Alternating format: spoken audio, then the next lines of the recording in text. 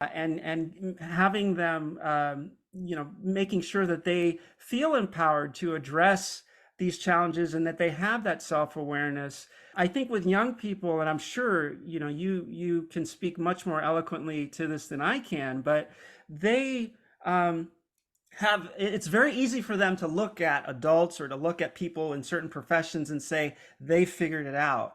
And or if a teacher is trying to explain something to them, and they can just think, well, yeah, it's easy for them to say they've been studying this for 30 years, Yeah. and kind of dismiss it and feel like, that's not me. I'm never going to be there. They've got it all together. And one of the things that I try to remind my kids, I try to explain to them that everybody is still figuring it out. Yeah. Everybody's figuring No out.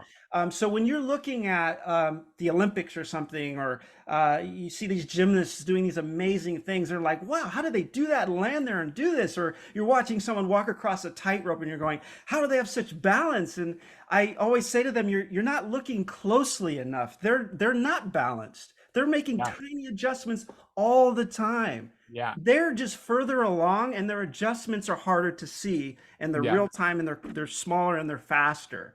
And Yeah. that's part of growth. So there's nothing wrong with being all over the place and having your emotions be high 1 minute and low another minute. There's nothing wrong with you. And they get down on themselves, and I try to work with them a little bit on that. But I love your approach in that it's you're leaving the power in their hands, and it sounds like the more psychiatrists who also have this mindset that you have, the undoctoring, that kind of that mindset that, hey, it's you want to keep as much power as you can, and our job is to keep you as empowered as possible for as much of your life as possible, and For sure. that's going to give you the most opportunities to grow, and hopefully without any medication. Right? Yeah.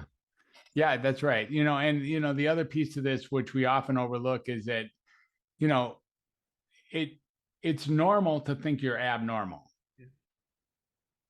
That for sure is normal. And one of the traits of every single human is they're pretty sure they're different. Yeah. So if you think you're different, that just makes you the same, which is really great. It's good to get that. If you know you're different, that makes you even more the same.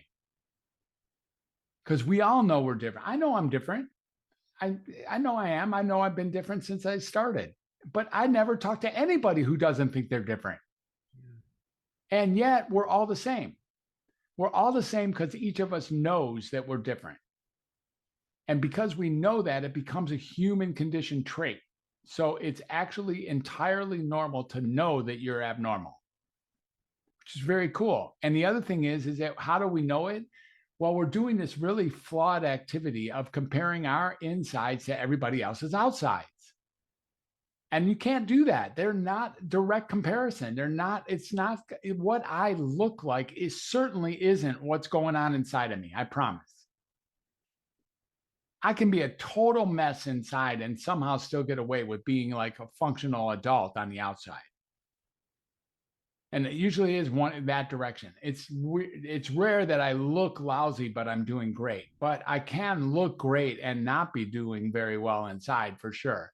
And I can even look like I got my act together because I speak articulately. I'm pretty passionate about what I say, and I'm entertaining. And I had done this a lot of times. So it can look like I've got this mental health thing under control. Not, I don't. Here's what I know about mental health. Each and every one of it, like your diagnosis, if I had a diagnosis, I can diagnose you. You ready for your diagnosis? You Let's ready? do it. Here it is. Your diagnosis, Curtis Washington. There you go. That's your diagnosis. Are you sure there's nothing wrong with me? That's it. That's all you are. You're Curtis Washington. I have to live with Curtis Washington then. Is that what you're That's what it saying? is. Exactly. That's it. That's what you have. That's your stigma. Your stigma is you got to walk around with Curtis Washington. And you've had to walk around with him since you arrived here, and you're going to walk around with him until the day you go. And that's your diagnosis. And that's it. That's it, dude. That's it. That's what you have. So I should get really